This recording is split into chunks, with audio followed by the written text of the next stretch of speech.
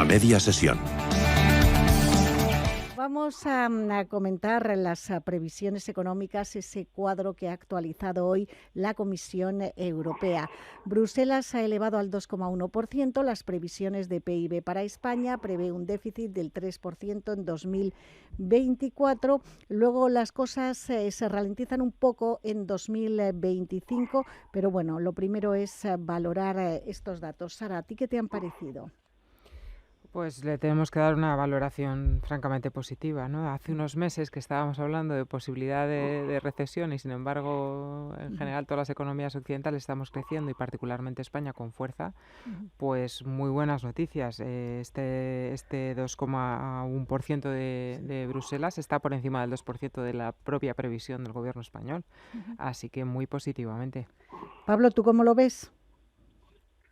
Bueno, yo soy moderadamente positivo. Desde luego son buenas noticias, la situación es mejor de la que parecía, pero sin embargo hay que ser moderadamente optimistas. ¿Por qué? Porque todavía hay mucha distancia con respecto a la media de la Unión Europea. Los datos de paro siguen siendo preocupantes, o sea, sigue habiendo muchas debilidades. Lo que pasa es que es verdad que cuanto más fuerte crezcamos, más probabilidades o posibilidades hay de reducir esas debilidades que todavía tenemos. O sea que, bueno, yo creo que en general son buenas noticias que eleven tanto para este año como para el año que viene no solo nuestro crecimiento, sino el de nuestros vecinos. El gobierno ayer mismo hablaba de la previsión de crear 875.000 nuevos empleos de aquí al próximo año, según el informe de situación macroeconómica que presentaba el ministro de Economía, Carlos Cuerpo. Lo hacía en la rueda de prensa posterior al Consejo de Ministros. Ahí mantenía también el crecimiento del 2%, que hoy mejora al 2,1% la Comisión Europea. ¿Es factible crear 875.000 nuevos empleos en este periodo de tiempo? Hablamos de menos de 2 años. Sara. Sinceramente yo lo veo un poquito optimista, la cifra de 875.000. Estamos en tasas de desempleo relativamente bajas, estamos casi a nivel de 2007, previo a la crisis de Lehman Brothers en España, y yo creo que estamos un poco en el límite. Tal vez baje un poco el desempleo de aquí a la vuelta del verano, pero desde luego esta cifra me suena demasiado optimista, ¿no? ¿Tú cómo lo ves, Pablo? ¿Optimista, poco realista? No, yo coincido plenamente con Sara, como siempre. Es decir, yo lo veo excesivamente optimista, excesivamente optimista. Es verdad que el desempleo nuestro es el más alto de toda la Unión Europea y el más alto de casi de la OCDE, pero de todas formas es que es un periodo de tiempo muy breve y sobre todo, bueno, vamos a ver también no solo cuánto empleo se crea, sino de qué calidad, porque esa es otra cuestión que tiene el empleo en España, que ahora mismo en España los salarios son muy bajos y los empleos son bastante precarios. Entonces, bueno, yo preferiría, sinceramente, que se creara algo menos de empleo, pero de algo más de calidad. En todo caso, la cifra la veo un poquito optimista. Y luego siempre, es decir, tenemos que terminar ya de aclarar el tema de los fijos discontinuos y qué porcentaje realmente Claro. son en las cifras de desempleo, ¿no? Porque, bueno, estamos todos muy contentos con el dato, pero el dato tiene que reflejar efectivamente la gente que está empleada y desempleada. Y si hay una especie de nebulosa respecto a quiénes son los que están inactivos entre los fijos discontinuos, pues... En fin, tenemos un problema. Me llama la atención, ayer entrevistaba al director general de una consultora de recursos humanos y a micrófono cerrado hablábamos de lo difícil que tienen todavía las empresas de encontrar algunos perfiles. O sea que hay una brecha, hay mucha gente desempleada, pero también hay muchos puestos, hablaba de miles de puestos de trabajo que no se pueden cubrir en el mercado español porque no encuentran los perfiles que están buscando. Yo no sé. Además, ambos que estáis inmersos en el sistema educativo, ¿cuándo puede cerrarse esa brecha? Pues la verdad que está sucediendo un tema bastante curioso en España, y es que por un lado tenemos un tema sociocultural, es decir, los jóvenes tienen otro o presentan otro nivel de compromiso y de expectativas de vida con respecto a generaciones como, bueno, pues como los que hemos nacido, por ejemplo, los 70. Y las empresas están teniendo dificultades para encontrar un perfil ya no solamente por nivel de formación, sino por un tema ya de relación con el mercado laboral que sea capaz de, bueno, pues de aceptar un compromiso con el trabajo, un horario, en fin, un periodo Sí, vacacional está claro que determinado. tienen otras prioridades. Y luego toda la parte tecnológica que ha crecido de tal manera en nuestras economías y que hay, bueno, pues hay muchos puestos de trabajo que no se están cubriendo. La formación profesional en España por primera vez, ¿no? Parece que está levantando y las empresas cada vez pues bueno, están necesitando no trabajadores universitarios, sino trabajadores con una formación profesional que les habilite para desempeñar esos trabajos. Pablo. Sí. Yo a todo lo que dice Sara añadiría dos cosas. Primero, los empleos tecnológicos en España son muy difíciles de cubrir porque los sueldos son muy bajos. Entonces, la gente con alta cualificación en temas tecnológicos se va al extranjero. Entonces, bueno, ahí tenemos un problema muy importante. Y luego, otro problema importante, lo ha apuntado un poco de pasada Sara, es la formación profesional. Ha mejorado en cuanto a cantidad, pero la calidad de la formación profesional en España es baja. La formación profesional dual está muy abandonada, hay poco compromiso por parte de las empresas, pero por nuestro tejido empresarial, es tejido de pymes, por tanto es muy difícil formar a gente de formación profesional dual, es decir, que sea empresas y universidades o centros de formación profesional, es decir, y luego las políticas activas de empleo en España son muy flojas, es decir, el SEPE necesitaría pegarse una reforma arriba abajo para mejorar sus políticas activas. O sea, que es que Sí. no es un problema fácil de resolver porque es un problema multidimensional, en mi opinión.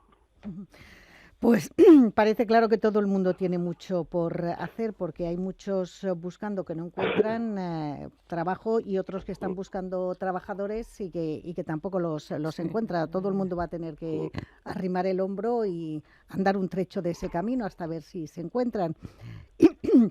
Otro tema que afecta a los jóvenes. Los españoles con casa en propiedad caen 10 puntos en una década, se hunden 37 puntos, un 37% entre los menores de 35 años.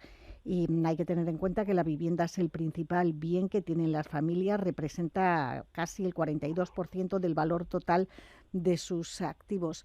Es descorazonador el panorama de alguien de 30 años que esté buscando tener una casa en propiedad.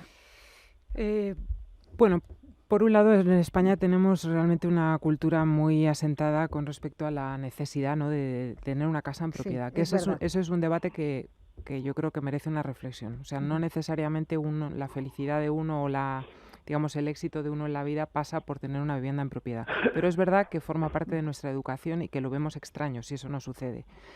El sueldo medio en España son 30.000 euros, pero teniendo en cuenta que la tasa de desempleo es superior en los jóvenes menores de 30 años, pues es decir, que no acceden a esos 2.000 euros o están en paro o si están cobrando están más bien cerca del salario mínimo interprofesional. Por otro lado, son hijos de una generación relativamente próspera que está permitiendo que esos hijos se mantengan en el hogar familiar, cosa que en otras culturas como las anglosajonas no existe. O sea, el hijo termina el colegio y se marcha de casa y es un tema cultural que es así. En España y en las culturas, bueno, pues de nuestro entorno, los países más cercanos, pues eso no sucede. Mientras los sueldos en España sean tan bajitos, el mercado laboral, aunque digamos ahora estamos en un momento de coyuntura positiva, no absorba a toda esa juventud a sueldos razonables y el precio de la vivienda sea tan desproporcionadamente diferente a lo que gana de media un joven español, pues la cosa no parece que vaya a mejorar. Pablo. Sí, bueno, yo añadiría a todo lo que ha dicho Sara, que estoy de acuerdo con ella, que yo leía ayer que la mayor parte de renta está concentrada en los mayores de 75 años. Es que tela, y que los menores de 30 son un 25% más pobres que hace una década. Entonces, claro, ¿por qué son más pobres? Pues por lo que apuntaba Sara, porque los sueldos se han estancado. Es decir, los sueldos se han estancado, la vivienda sigue subiendo, los productos han seguido subiendo, entonces la renta real de los jóvenes ha disminuido notablemente. Yo cuando hablo con mis alumnos de últimos cursos de, bueno, oye, ¿vosotros qué? Pues en de Fuera Madrid que está pagando 600 y 800 euros por un por una habitación, Sí. y está cobrando 1.200, 1.300. Es que, claro, es que la capacidad de ahorro de la gente joven actual es muy, muy, muy, muy reducida. Claro, ya no, es Entonces, que no solo compra, es que si claro, alquilas te arruinas. Absolutamente. claro, Lo único que no tiene es claro, el claro, es compromiso que, de una Sí. hipoteca, ¿no? Ujú. Que, bueno, pues claro, que es un compromiso demasiado fuerte para alguien que primero tiene inestabilidad laboral y segundo cobra tan poco que es que prácticamente puede vivir pero luego no puede hacer ninguna otra cosa en la vida, ¿no? Que es el concepto este de trabajador pobre, Ujú. que por desgracia en España pues lo tenemos bastante Ujú. evidente. Y sí, que por sí, desgracia cada dime. vez es más frecuente, no, que digo que por desgracia es cada vez más frecuente, efectivamente. Sí, pues en esta coyuntura el Gobierno ha decidido prorrogar hasta 2028 la suspensión de los desahucios hipotecarios, una medida que evitaría alrededor de 30.000 alzamientos de vivienda en toda España. ¿Cómo lo veis? Ángeles, a mí esto me parece realmente una barbaridad. Ujú. Yo creo que el derecho a la propiedad privada, si nos cargamos el derecho a la propiedad privada, estamos cargándonos los cimientos de nuestro propio sistema de convivencia y de libertades. Es cierto que nuestra Constitución recoge que el derecho a una vivienda digna, pero no creo que deba ser a costa de cargarnos un derecho para mí más importante que es la libertad y la propiedad, que se nos garantice la propiedad privada. Es que si nos cargamos eso, nos cargamos todo. Yo creo que es un tema que no hay ningún partido político que quiera atajar de verdad. Desde luego hay que buscar soluciones. A través de nuestros impuestos se pueden hacer muchas cosas, pero no a través de las personas individuales o de pequeños inversores que porque tengan una serie de viviendas en propiedad se les considere prácticamente unos demonios a los que se puede, digamos, tomar sus propiedades por el hecho de que tienen 4, 5 o 6 viviendas en propiedad. Pablo. Claro, es que aquí hay un problema. Si tú eliminas los desahucios a 2028, ¿yo qué incentivos tengo para pagar en los próximos 3 años? Es decir, si yo sé que pague o no pague no va a tener consecuencias, pues no pago. Es decir, bueno, y dentro de 3 años ya veremos. Sobre todo esto, el problema se centra en el mercado del alquiler, claro. Cada vez es más frecuente inquilinos que pagan unos meses, lo que cubre el aval, y después dejan de pagar. Sí, Claro, sí. si tú no les puedes desahuciar hasta 2028, bueno, es lo que decía un poquito Sara, te estás cargando el derecho a la propiedad privada y te estás cargando, y además también eso en realidad va en contra de la gente trabajadora, por una sencilla razón. Si los bancos no van a poder ejecutar los impagos hipotecarios, los bancos cada vez van a ser más exigentes en la concesión de hipotecas, con lo Así cual es. al final se va a restringir más el crédito hipotecario y se va a elevar más el precio de las viviendas. Es Sí. decir, es que realmente medidas de carácter populista al final, desde el punto de vista económico, no son positivas. Jugar con el ahorro de la gente, desde luego, no me parece una medida que sea razonable. Y por supuesto que creo que el Estado debe reforzar la vivienda social y que las Mm, personas que realmente estén en una situación de vulnerabilidad hay que darles un soporte, pero no a costa de, bueno, pues de permitir o de alargar este tema en la propiedad de los demás. Yo tengo un caso muy claro, cercano que efectivamente, pero ahí está el Estado, como bien dices, para garantizar eso, no el particular. Perdona, sí, sí, Sara. no, Sí. quería comentar un caso bueno, pues que he tenido muy cerca de bueno, pues de un empresario que junto con su socio, dos pequeños empresarios, compraron un piso y lo alquilaron a un conocido, una persona con estudios, una persona, en fin, que perfectamente pues podía encontrar un trabajo digno. Empezó como alquiler y estuvo 11 años de Inquiocupa, ¿no? 11 años. Llegó con justicia gratuita que pagamos entre todos los españoles, llegó hasta el Supremo. Y bueno, pues finalmente se le lanzó. Pero bueno, son casos que realmente nos deben hacer reflexionar. O sea, no hay derecho que una persona, aunque sea un empresario pequeño, esté 11 años sin poder recuperar la posesión de su vivienda que ha pagado con su trabajo y con su esfuerzo, ¿no? Os voy a Claro, plantear, y que además, dime, Sara, Pablo. perdona, Sí. hay derecho a la vivienda. pero también hay obligación de cumplir con tus obligaciones de pago. Es decir, es que nos olvidamos que los derechos deben de ir acompañados de obligaciones, es decir, no solo derechos, pero bueno, sí, perdona. Nada, me queda un último tema porque hoy tenemos que acabar un poco antes. Yolanda Díaz quiere comenzar a negociar los presupuestos generales del Estado para 2025 y en este verano, y plantea incluir un permiso por crianza de 200 euros mensuales. Valoración. Lo que está claro es que conciliar en España sigue siendo muy difícil. Yo lo digo ya casi a toro pasado porque no tengo... Mi hijo tiene 17 años, ya no es tanta la necesidad. Sara, tú me comentabas que tenías 3 hijos, no sé cómo concilias.